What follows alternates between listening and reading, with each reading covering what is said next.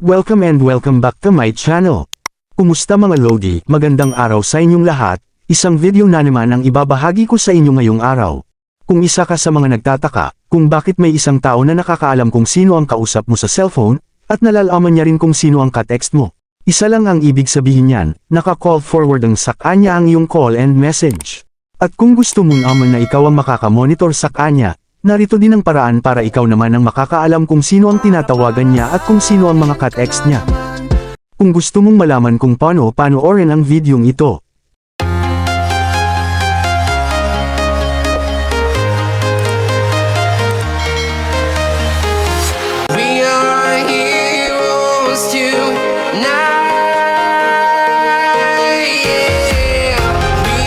Sundan nyo lang ang gagawin ko. Una pamunta tayo sa ating dial pad. At i-type natin ang asterisk number 62 number at pindutin ang dial.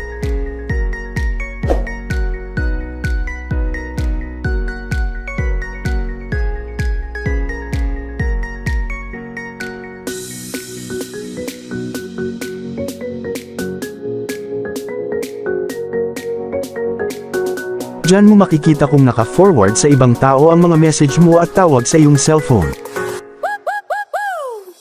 Kapag may nakalagay dyan na SMS forwarding to any number, ibig sabihin ay naka-auto forward sa ibang tao ang mga message mo at mga message ng ka-text mo.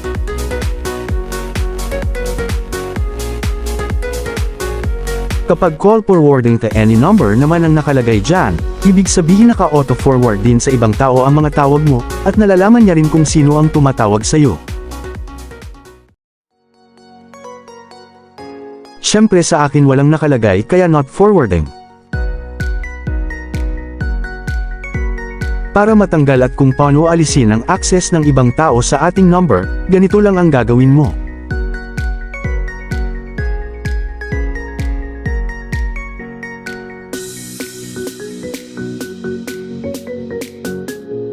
Bumalik tayo sa ating dial pad.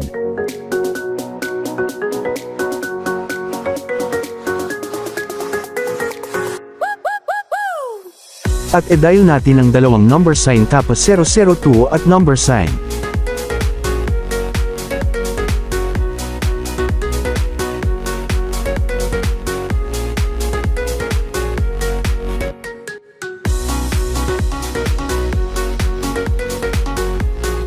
Ops, connection problem, ibig sabihin mahina ang wifi ko, sorry. Pero kung makikita mo dito ang nakalagay ay call forwarding error is successful, ibig sabihin ay natanggal mo na ang access ng ibang tao sa iyong number. Ngayon baliktarin natin ang sitwasyon, ikaw naman ang mag-monitor sa kanya. Balik tayo sa ating dial pad, at pindutin yung tatlong tuldok sa itaas. E-click ang setting. Hanapin ang supplementary service at pindutin ito.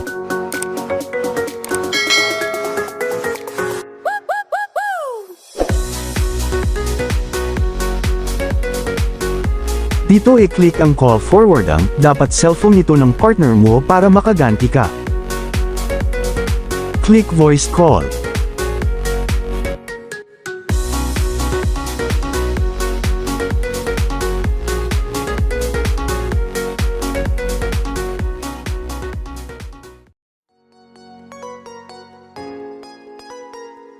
Piliin ang always forward.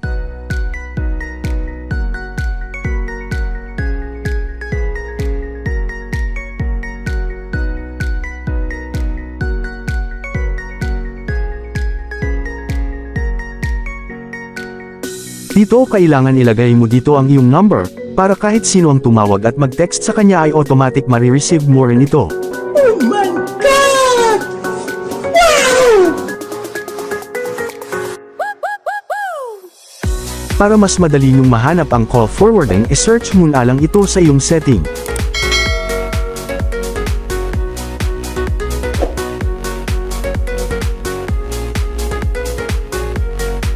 Ganyan lang hulihin kung sino ang mga ka-text niya at kung sino ang mga katawagan niya.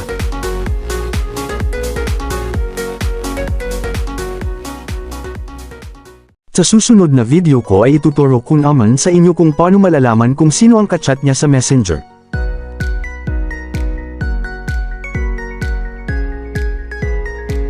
Sana nakatulong sa inyo ang video na ito. Huwag kalimutan mag-subscribe at i-like ang video. Pwede mo rin ito e-share sa iyong mga kaibigan.